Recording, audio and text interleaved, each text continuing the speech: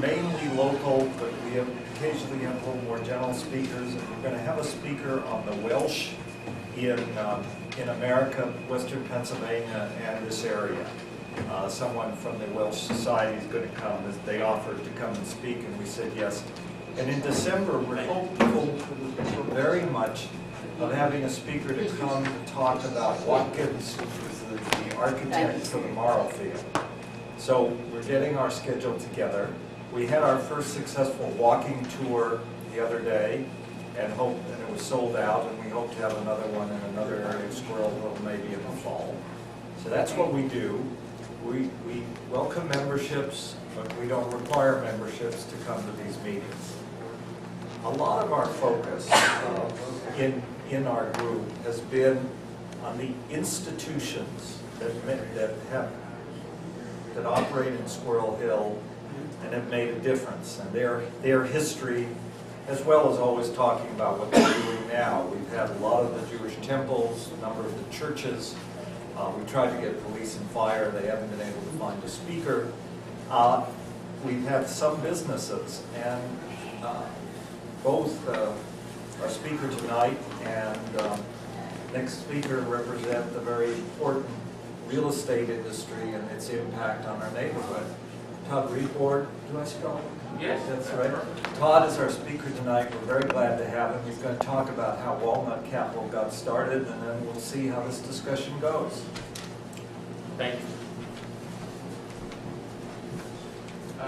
Thank Mike for inviting me here. When he asked me to come, I said, well, what do I have to do? And he said, well, you really don't have to prepare much. You just have to kind of talk a little bit, and there'll be a lot of questions, and the discussion can kind of go any way the people in the group want it to go. And that's really why I'm here tonight. I can talk for a few minutes, tell you a little bit about us, some of the things we're working on. But I think the real interest to me, and the group probably has to ask me questions. Hopefully I can answer them. Don't be afraid to ask anything. I've probably been asked worse questions probably in the past, and I'll figure out a way to answer it in a good way.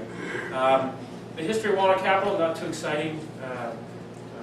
We got together probably about a little over 10 years ago. My partner Greg Perlman and myself, both living in the area. My background is a real estate attorney, and he and I were involved in some projects kind of on an informal basis, but then we kind of just got together, and he particularly wanted us to kind of look and focus in on this area. We always liked the University Medical Center area around Squirrel Hill and Shadyside, and always thought that was a good opportunity for us. I think some of the things that we're most proud of is when we first started is in real estate. I always say you don't always have a plan. Things just happen, kind of circumstances. And you mentioned about the Watkins property, and that was probably one of the most interesting things that we did. Was when if you don't know the history of the Watkins family, I can tell you a little bit about it because I learned a lot about it meeting with them and we acquired some of the property. But the original Watkins were, I think one of them was an architect and one of them was a builder, the brothers, I believe. Don't quote me on all the exact details, but they were prolific builders around the area, particularly around Squirrel Hill. The Moorfield apartments you mentioned, of course, next door the Forbes Terrace, Forbes and Whiteman properties. A whole bunch of the apartment buildings down on behind the Moorfield apartments that they owned as well. And when and I've forgotten the first name now of the original Watkins descendants, but what they did in order to preserve these properties in their family, they put it in a large trust and they gave it a certain life expectancy of so many years. And that property remained in the trust for all these years until about 98 or 99 when National City Bank, who was the successor trustee, decided that it was really getting near the end of the term of the trust, and they really had to sell these properties. But it was amazing that they originally retained the original ownership from the time they were built until we purchased some of the properties, and some other folks purchased other properties as well. The one property that's exception is the Moorfield Hotel, which the story was that they built that and kind of lost it in the Depression. When I say the hotel was originally built as a hotel, which some people may know, and then apparently they had some rough times during the Depression when that was originally built. Lost that property, but the other properties remained in their family for many years. It was interesting when I first took a look and having lived in the area for a while, never really understood or never really knew that much about the Forbes Terrace property, even though it's it's right here at the corner of Forbes and Murray almost, and it's almost 3 acres. It's kind of a hidden property back there. I don't know if anybody's even been back in that area, but if you haven't, it's something to walk through at some point because it's really an interesting architectural kind of feature within the city. And that's really what attracted us when I kind of walked up there the first time when I heard about the bank putting all these properties up for auction. I said, man, there's something here. And what that is that there's about 38 townhomes back there that were built, I think probably in the mid-20s, somewhere in that period of time. I'm not sure exact date. But they were obviously built for people of, I wouldn't say high means, but above average means, I would imagine. I mean, they're nice, large 3-bedrooms. They had nice features. Some of them had round, curved top windows, round top windows. They had nice high ceilings, things like that. And unfortunately, through the years, because of the way the family had spread itself all over the place, the people that were running the property were just trying to get as much money as they could out of it, in some senses, to distribute to all these various relatives spread all over the country, and really hadn't kept them up. So they were in somewhat of a deteriorated condition. But we seemed to see the opportunity that if you could bring these back to the way they originally were, and you could attract people that really liked living in these nice 3-bedroom townhomes with kind of modern amenities and so forth like that, there would be really something there. And that's effectively what we did. It wasn't, as I said, it wasn't some great plan or great design that we had, but something that kind of fell upon our laps. And it really has become one of the most successful projects we've done, along with the townhomes over on Beacon Street, which is almost a similar story. But the ones across the street particularly, we looked at a lot of old pictures. We talked to some people. There's a lot of people in Squirrel Hill that grew up over there, that lived there for many years, or as kids remember what it used to be like. And talking to some of them told us how something simple as all the trees had grown up in the courtyard there, and we kind of cut a lot of those down and kept the big oak tree in the back, and that's really the way it originally was. And if you walk over there now on a summer night, you see the kids playing over there. I mean, it's really a town square for those units over there. And it's worked. The people that live over there, there's doctors, residents, university people that move into the area who may not be here permanently or not sure where they're going to be permanently. And a lot of families, a lot of young kids.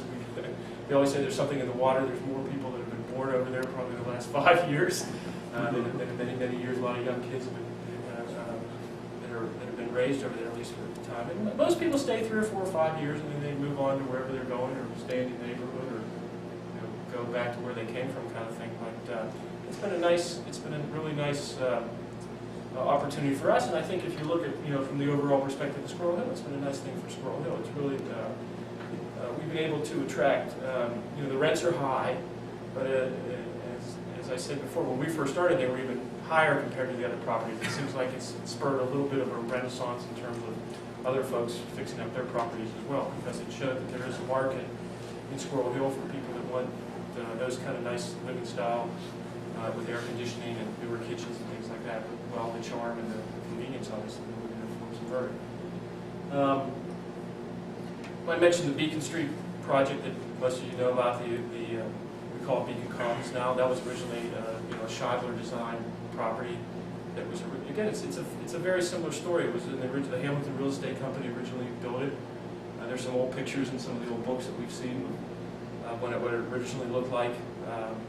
With one car parked in front of Beacon Street, and one tree in the courtyard kind of thing, and that had fallen into some disrepair as well. I mean, it was pointing to the bricks, the roofs, things like that. I mean, the places were kind of a mess inside. We were able, again, to restore those. I mean, some people gave us some criticism for putting the parking in there, but unfortunately, in today's environment, you couldn't rent those apartments. People wouldn't live there without the parking. If you see them now, those, of all our apartments, those are full all the time. I mean, we rarely have a vacancy when someone moves out and someone else moves in. And when they're full, people still call us and say, can I move in there? Obviously, it's a great location. It's turned out to be a very nice property. We continue to spend money there and improve it because it's an older property, but I think it's something that's pretty successful, and I think all in all, it looks a lot better than it ever did, at least in the times that I can remember. I mean, those are some of the kind of examples of things that we've done around this area. I mean, and feel free to ask questions. I don't want to speak to you. Go ahead. For those of us who aren't initiated to what you do, Sure. walk us through. I'm very interested in you.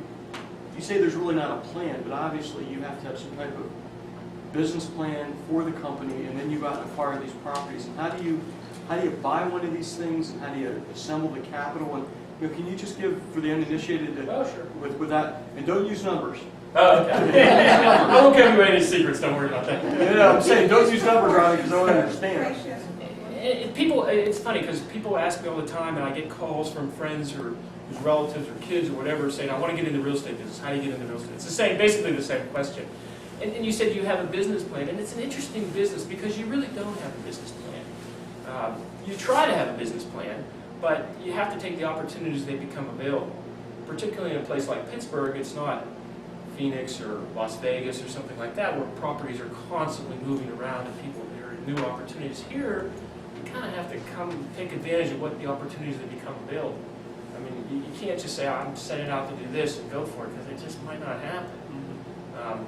But you generally have a plan, and I think our plan was that we like the university areas. We feel that so long as you can rely on the universities and the medical centers for the basis of your in the residential side for the tenants, you have a pretty good shot at being successful. And the reason is because they attract a lot of people from out of town who aren't as sensitive to the rental increases as some people might be that are native Pittsburghers. I mean, they just look at things differently, and I think we all know that. And that these people aren't necessarily here for a long time, so they're sometimes willing to spend a little bit more money to have the conveniences that they need, knowing it's not a long-term thing. I mean, the tenancies in Squirrel Hill have changed significantly. I mean, it used to be that a person would live in an apartment for 20 years. I mean, we don't find that at all. Our average tenant stays 3 to 4 years. So that's when you say a business plan. I mean, I wish I could say we had this beautiful business plan written and this was exactly what we did, but that's just not the case. Well, how do you, I mean, like, for one of these properties, how long did it take from you guys sitting around over a cup of coffee somewhere going, I think we're going to buy this sucker, to going to the banks, lining up the capital? I mean, can you walk us through that a little bit? Sure. Take this as an example. We had an idea. We said we thought we could pay a certain price for these properties and spend a lot of money renovating them, and then when we were done, justify that money we spent by the rents we were going to receive. And we had to convince a couple people that once ourselves, putting our own money in it, and two, a bank who lends 75% of the money usually comes from the bank. In this case, it was Dollar Bank. They've been a very good bank for us. They're our main lender, one of our main lenders. And they understood this market, and they said to us, "We believe in you. And we think that you guys know what you're doing, or you have an idea that can work, and that you can do it." And that's how it happens. I mean, we said to them, "Here's what we think we can get for rent. Here's how much we're going to spend to renovate these per unit, and here's what our plan is." I mean, our plan over there was, in order to attract the people that you need to pay the rentals, you need air conditioning. You got to have a place for them to park. You got to have a new kitchen. You have to have new bathrooms. If you don't have any one of those, they're not going to move over there.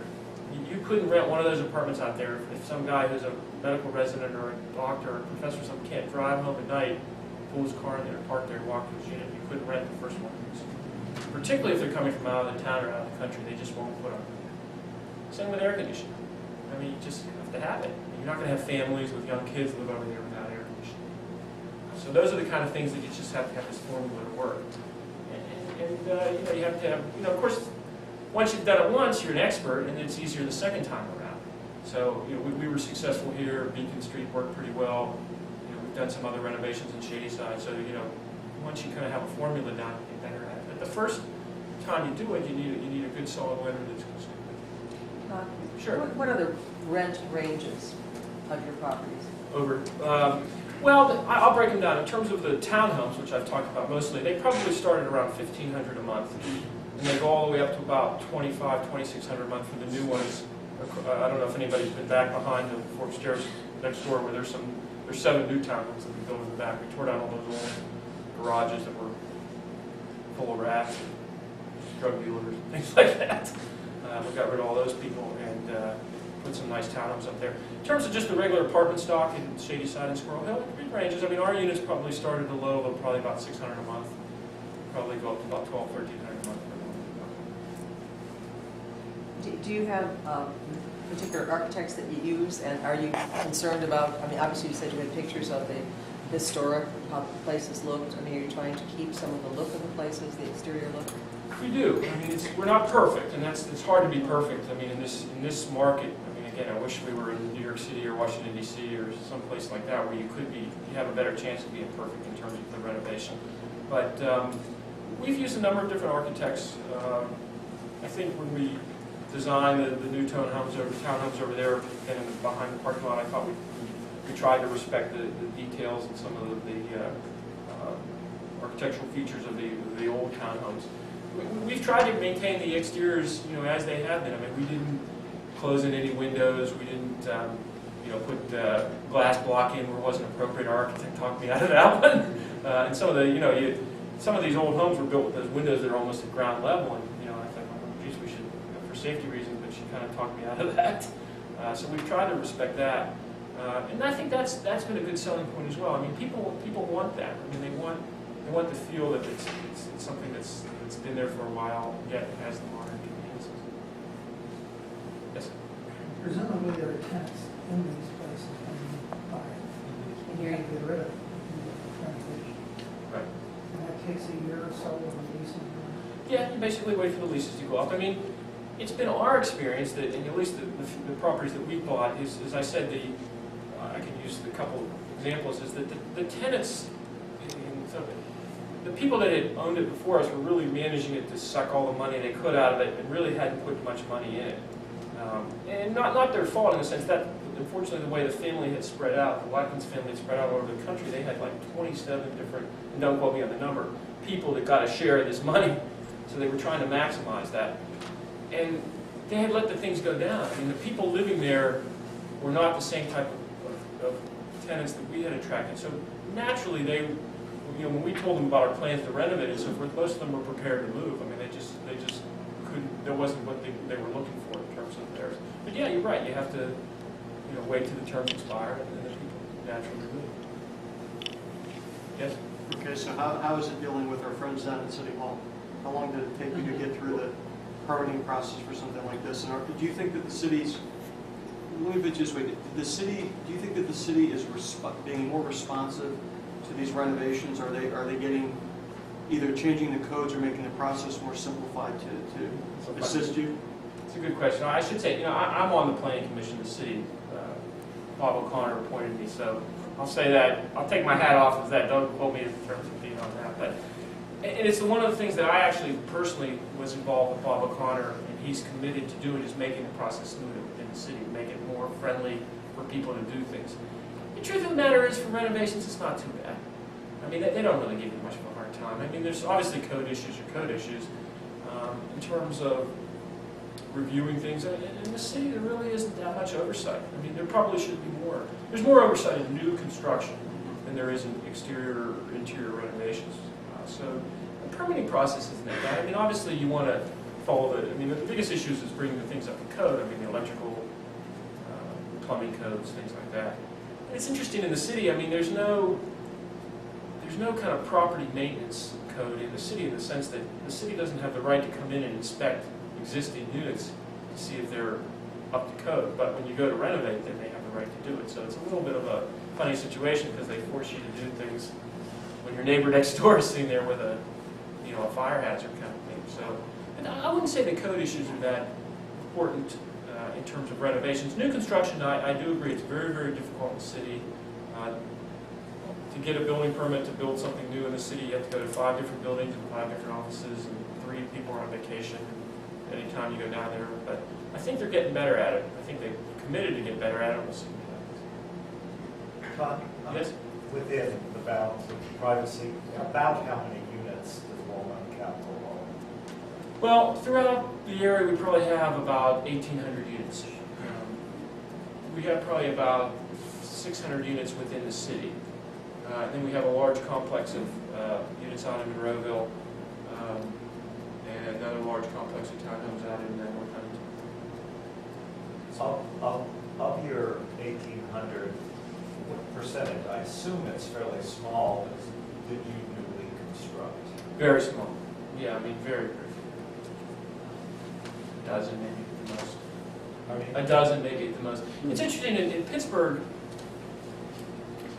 pick a number, it costs you $150,000 to almost $200,000 a unit maybe to build an apartment building. I mean, you could buy for half that amount, you can buy most apartment buildings around in the area. So the values for new construction, particularly in the city, just aren't there. That's why you see very, very few new construction. I mean, most of the new construction is condominiums. I mean, to build a rental apartment building now, the rents just don't justify the cost. The costs are the same here to construct as they are in most of the northeastern cities, but you don't have the same demand in terms of what people are willing to pay for rent. The city's gotten smaller. Do you feel that in your work, or because you're doing a special project, are you sort of protected from the demographics? That's a good question, because I get that a lot from people, particularly that aren't in Pittsburgh, that ask questions about what we're doing. I never believe in macro looking at real estate. I believe in looking at it kind of on a micro basis. And when you look at macro numbers, you're right. Why would anybody ever do anything here? You got to be crazy. But if you look at it on a micro basis, you see all this new development around here. And the reason is because there's opportunity. As I said, we like the medical center, the universities. We think, the $1 billion investments that Pitt, CMU, UPMC is making, that's attracting people here. Are there population losses in other parts of the city? Absolutely. Is there a growth in the market around here? I think there is. I mean, it's a little secret that nobody talks about too much, but we see growth. I mean, we see continued demand. We don't see any lessening demand in the rental market. Yes?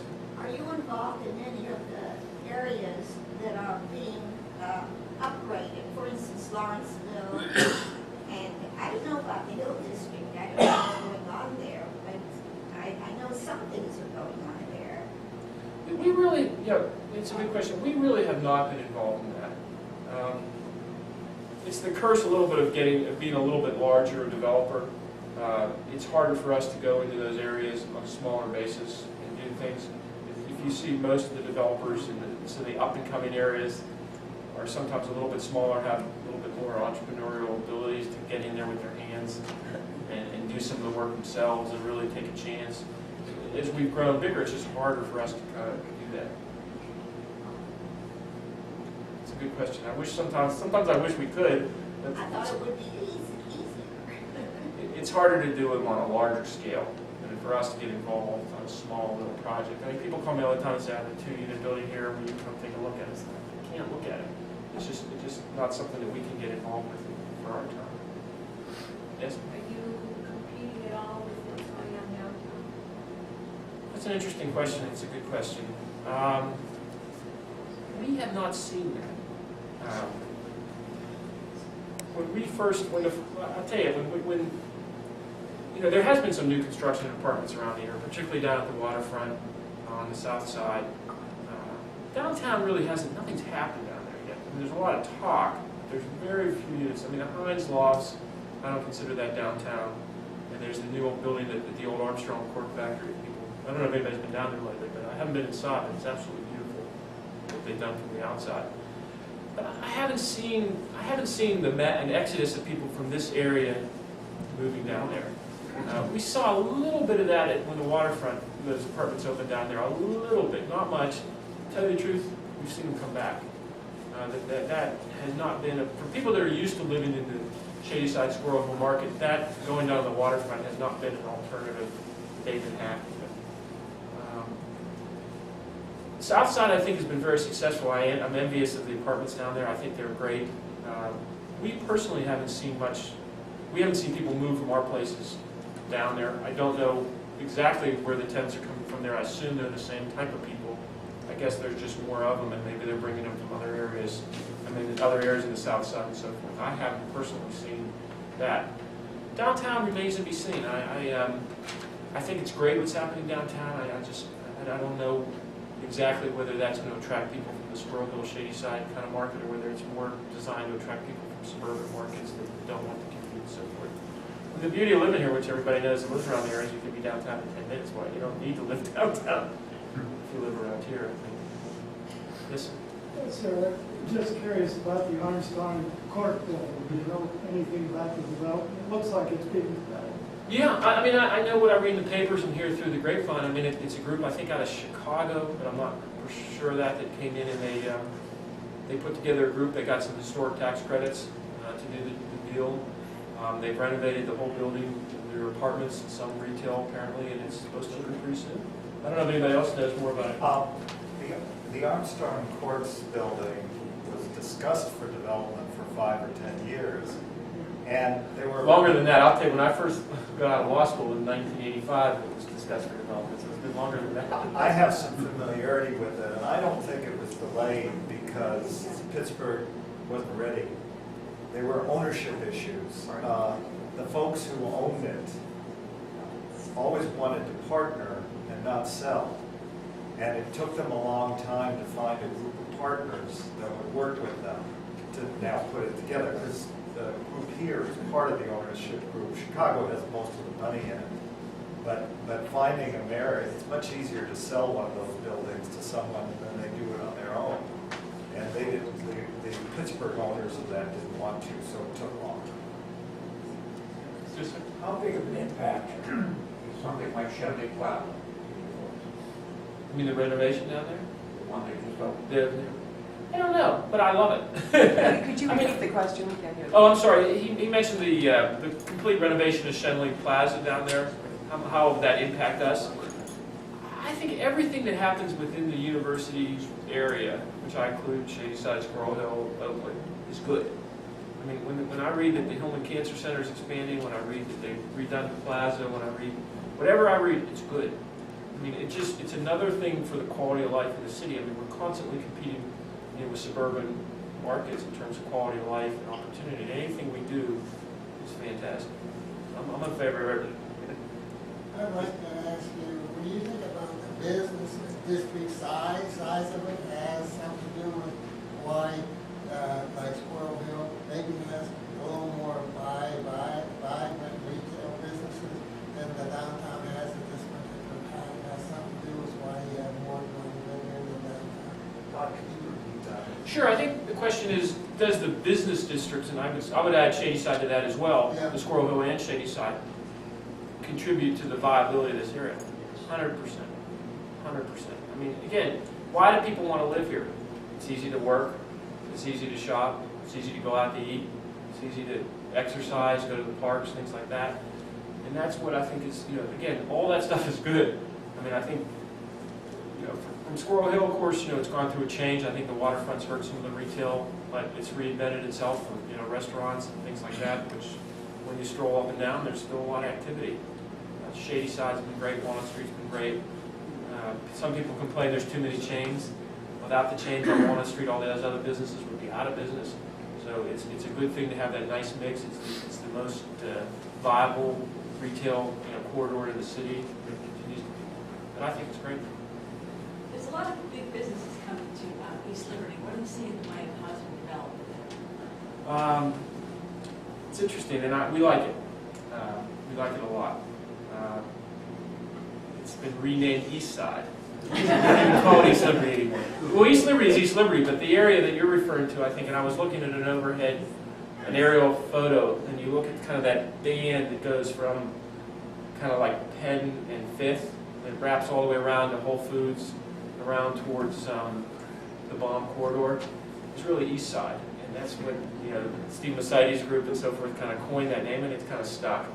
I think it expands Shadyside, gives stores an opportunity that can't find a spot in Walnut Street or want to be in the urban retail is hot now. I mean, that's a lot of national stores want to be in the center of the communities, but they don't like to compromise. They don't like to be on two levels. They don't like to have a little storeroom with an L shape in it or something. So they want this kind of newer building that has the opportunity for them to come there, such as like a Whole Foods or Trader Joe's, things like that you see coming. So I think it's great. I mean, I think you're going to see more and more development.